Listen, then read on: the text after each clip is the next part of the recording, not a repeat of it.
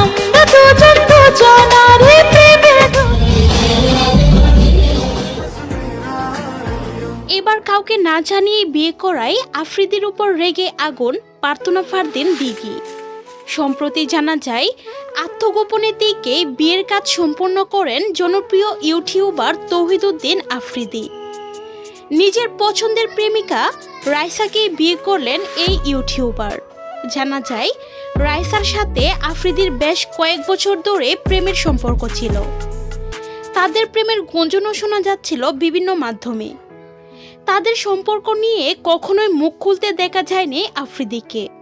অনেকেই ধারণা করেছিলেন দিঘি খেয়ে বিয়ে করবেন আফ্রিদি, কারণ সামাজিক যোগাযোগ মাধ্যমে তাদের সম্পর্কটা ছিল খুবই জমজমাট। তবে সব ধারণা ভুল প্রমাণ করে টিকটকার রাইসাকে বিয়ে করে জীবন সঙ্গিনী করেন আফ্রিদি।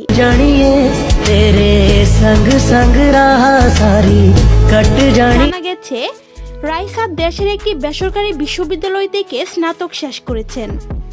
শোনা যাচ্ছে দুই পরিবারের সম্মতিতে বিয়ে করেছেন এবং রাইসার সঙ্গে আত্মগোপনে আছেন আফ্রিদি।